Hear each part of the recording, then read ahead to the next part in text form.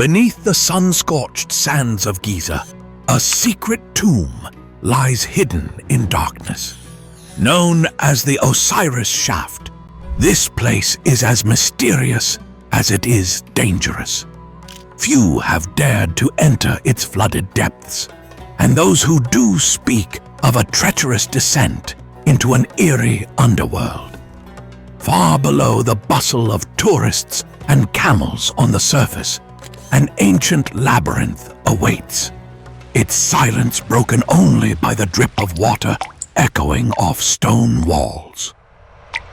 Around 2.5 millennia ago, the Greek historian Herodotus wrote of a secret tomb beneath Giza, claiming that King Cheops, Khufu, the builder of the Great Pyramid, was buried in an underground chamber surrounded by water. It sounded like pure legend. A pharaoh in a stone sarcophagus, sealed off at the bottom of a water-filled shaft. For generations, many dismissed Herodotus's tale as a fable or misinterpretation. Little did they know, buried deep in the plateau was a real place uncannily similar to that ancient story. For centuries, the location remained elusive. Then, in the early 1930s, an Egyptian archaeologist named Selim Hassan stumbled upon a curious shaft beneath the causeway of Pharaoh Khafra's pyramid. As his team began to explore, they discovered multiple levels of tunnels, but soon hit an obstacle. The lower passageways were flooded with water. Hassan tried desperately to drain the shaft. He even kept pumps running for 4 long years. Yet the water stubbornly refilled itself each day, as if the shaft had a life of its own. Eventually, Hassan had to abandon the attempt, and the Osiris Shaft's secrets stayed submerged. Decades passed before anyone else braved the descent. In the late 20th century, renowned archaeologist Dr. Zahi Hawass took up the challenge. With better equipment and sheer determination, Hawass and his team spent 2 grueling months pumping out the water and excavating the clogging mud. Down they went into the earth, crawling through claustrophobic passages. The deeper they got, the more perilous it became, the air thick with humidity and dust, machinery echoing in the confined space. Hawass later confessed he feared he might end up blind and deaf from the suffocating dust and deafening noise, calling it the most difficult dig of his career.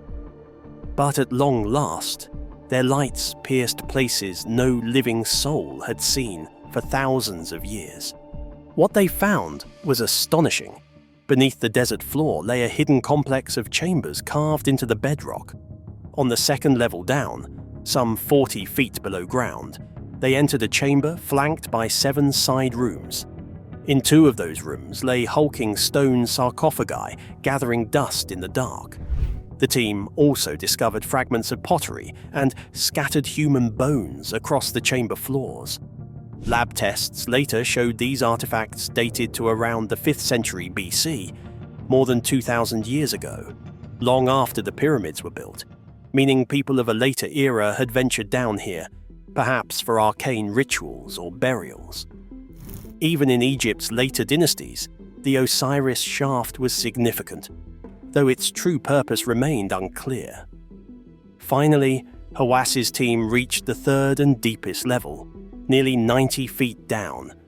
There they waded into a spacious cavern, the floor covered in water so clear that their flashlights could illuminate ancient pillars rising from the depths. At the center of this underground lake was a raised platform, an island of rock.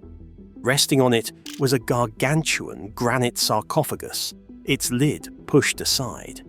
4 carved pillars stood around it, as though guarding this silent chamber. In that surreal moment, a scene from myth had come to life. An underground tomb with an island and a coffin, just as Herodotus had described the burial of Cheops. The Greek historian's seemingly fanciful tale had been stunningly vindicated, at least in part. But if this was the legendary tomb of Cheops, where was the king? No mummy or treasure waited in the waterlogged sarcophagus. Instead, Hawass noticed something etched into the chamber's wall, the hieroglyph PR, meaning house. This single inscription was the clue to the shaft's true identity. Ancient Egyptians called the Giza Plateau the House of Osiris, Lord of the Underground Tunnels. And now here was Osiris's house literally under their feet. In other words, this was not a pharaoh's final resting place at all. It was a symbolic tomb for the god Osiris. In Egyptian myth, Osiris had been sealed in a coffin and submerged in water by his treacherous brother, only to be reborn as the ruler of the afterlife. It seems the creators of the Osiris Shaft intentionally recreated that mythic scene in stone and water, a hidden tomb dedicated to the god of the underworld, and an astonishing fusion of religious symbolism and engineering. Yet, for all these revelations, the Osiris Shaft remains deeply enigmatic. Archaeologists still debate who built it and when. The items found inside span vastly different eras. Some pottery fragments hail from Egypt's Old Kingdom, the age of the pyramids, while most other artifacts belong to the much later 26th dynasty. This suggests the site may have been known and reused over many centuries, its purpose evolving with each generation. The construction itself is equally perplexing. Tunneling down nearly 100 feet through solid bedrock was a monumental task in any age. The walls of the shaft show long, straight chisel marks that look surprisingly precise, almost machine-made in their neatness. How did ancient workers achieve such accuracy deep underground with the simple tools of their time? Or did they possess advanced techniques now lost to history? Was this an unfinished tomb, a cenotaph, a ceremonial site, or something we haven't yet imagined? To this day, no one can say for sure. Today, the Osiris Shaft is closed off to casual visitors, accessible only with special permission and under careful supervision. It remains one of the most inaccessible and dangerous archaeological sites in Egypt, truly reserved for the boldest explorers. Those few who have descended describe an atmosphere like no other place on Earth. As we emerge from the depths of the Osiris Shaft, remember that this is just one of many riddles the ancient world has left us. Our journey into mystery is far from over. In fact, it is just getting started. If you found the tale of the Osiris Shaft fascinating, then prepare for the next adventure. Our upcoming exploration will uncover ancient mysteries in history that are still unsolved. From long-lost civilizations to perplexing artifacts, we'll venture into the greatest enigmas of antiquity. Each mystery is a new discovery waiting to ignite your curiosity. So don't go anywhere. More wonders and mysteries await, just around the corner. Nestled in the shadow of the Sajima volcano in Bolivia, a vast series of intricate lines span the landscape, crisscrossing and converging in patterns that have puzzled researchers for years. The Sajima lines, often overshadowed by the famed Nazca lines of Peru, cover an astonishing 22,000 square kilometers, dwarfing their Nazca counterparts both in size and age. These geoglyphs are not simple straight lines, but complex designs, pathways, and geometric patterns, suggesting an organized and purposeful effort. What's even more striking is the sheer precision and dedication that went into crafting these lines. They were meticulously created by scraping away the dark, oxidized rock surface to reveal the lighter soil beneath. But the big question remains, why were they made? While some theories suggest they were ancient pathways or part of religious ceremonies, their true purpose remains shrouded in mystery. The local Aymara people have lived in the region for generations and have their interpretations of the lines, which include ancestral symbols and pathways to sacred sites. Yet without definitive historical records or similar ancient references, the true nature and intent behind the vast geoglyphs of the Sajima lines remain one of the great enigmas of South American archaeology. The Etruscans, a vibrant and influential civilization, once thrived in the region that's now modern-day Tuscany and parts of Umbria in Italy. They were artists, engineers, and merchants, leaving behind exquisite artifacts and grand burial tombs, indicative of a society rich in culture and sophistication.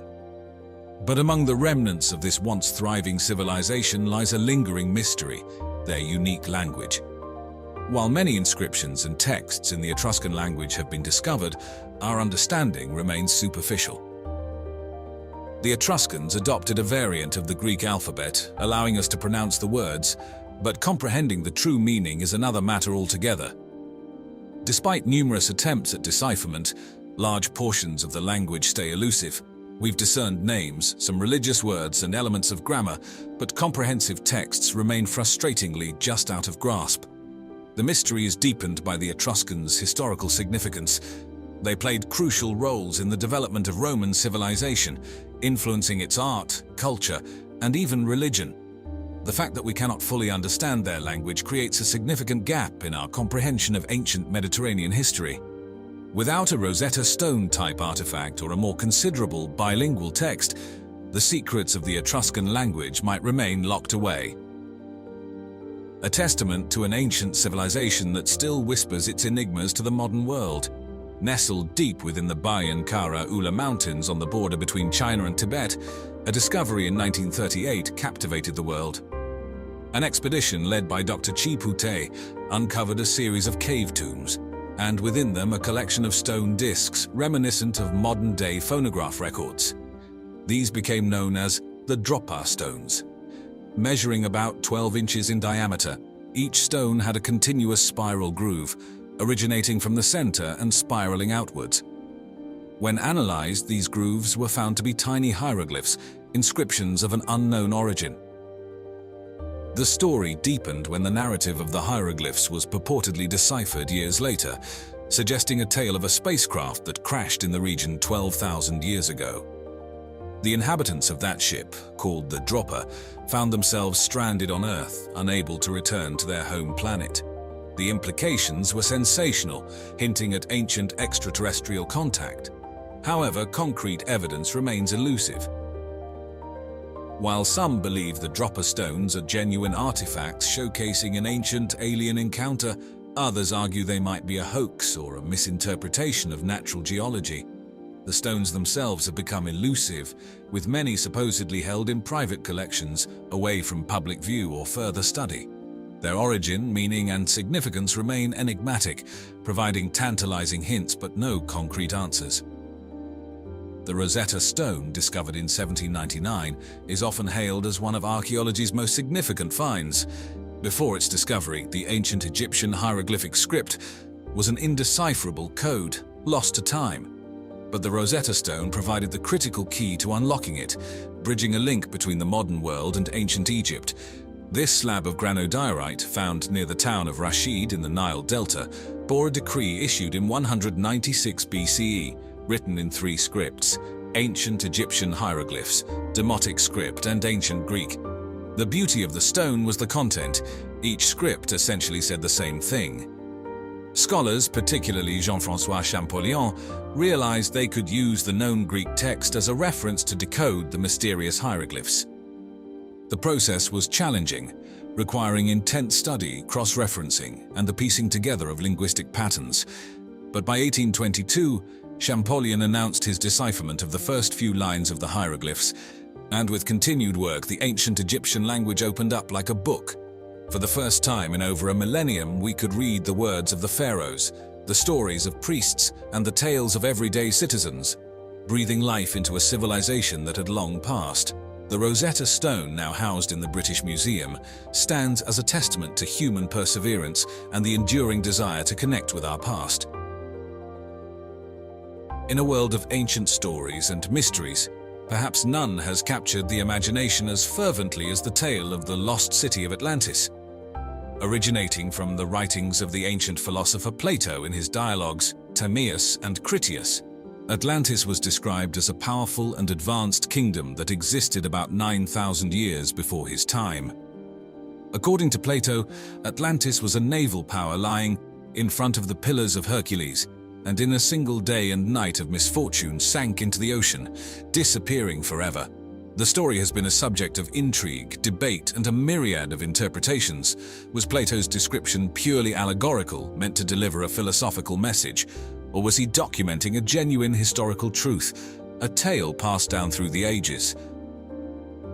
Over the centuries, various explorers, historians, and enthusiasts have proposed different locations for Atlantis, ranging from the Mediterranean Sea to the Caribbean and even as far as Antarctica. Yet, despite countless theories, no definitive evidence has been found to pinpoint the existence or exact location of this lost city. In the early 20th century, divers off the coast of the Greek island Antikythera stumbled upon a shipwreck that harbored an object unlike any other from the ancient world, the Antikythera mechanism. This intricate assembly of bronze gears and dials, encased in a wooden box, dates back to the 2nd century BCE and has baffled researchers with its sophistication. Detailed studies, particularly in the last few decades, have shown that this device is an ancient analog computer. The mechanism was designed to predict astronomical positions and eclipses for astrological and calendrical purposes, showcasing an astonishing understanding of celestial mechanics. Some believe it was also used to track the 4-year cycle of athletic games in ancient Greece. The Antikythera mechanism remains a testament to the advanced scientific knowledge and engineering prowess of the ancient Greeks. Its existence raises an intriguing question. What other technological marvels from antiquity might still be waiting to be discovered? And how did such a technologically advanced device come into being during an age when such complexity was thought to be impossible? Nestled within the vast expanse of the Indus Valley, one finds the remnants of Mohenjo-daro, an ancient urban center that thrived around 2500 BCE. This city, whose name translates to the Mound of the Dead Men in Sindhi, stands as a testament to a sophisticated civilization that remains largely enigmatic. The city's layout reveals an astute understanding of urban planning, with well-ordered streets and distinct residential and administrative sectors. What truly astonishes historians and archaeologists alike is the city's advanced infrastructure. Mohenjo-daro boasted a complex water management system, including wells and a network of covered drains, showcasing an understanding of sanitation and hydroengineering that was unparalleled for its time. One of the city's most iconic structures is the Great Bath, a large pool that was possibly used for ritualistic or communal purposes. Despite its architectural wonders, many aspects of Mohenjo-daro remain shrouded in mystery. Why did this advanced civilization decline? What purpose did the various seals and artifacts found throughout the city serve? And most intriguingly, what language did its inhabitants speak? And what wisdom is locked behind their undeciphered script? Journey to the arid plains of southern Peru, and you'll be greeted by an enigmatic spectacle, the Nazca lines.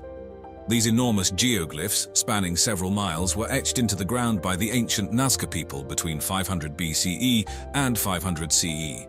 The designs are varied, ranging from simple geometric patterns to intricate depictions of animals like hummingbirds, spiders, and monkeys. Their sheer scale and precision are baffling, especially considering that their creators would not have been able to view them from above. This has led to a plethora of theories about their purpose. Some historians believe the Nazca lines had astronomical significance, aligning with celestial bodies or marking solstices. Others speculate they were part of elaborate rituals to appeal to deities for water and fertility in an unforgiving desert landscape. One of the most intriguing aspects of these geoglyphs is how they have persisted for millennia.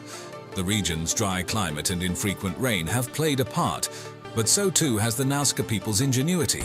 They created the lines by removing the reddish-brown iron oxide-coated pebbles to reveal the light-colored earth beneath, and the depth of the lines protects them from winds.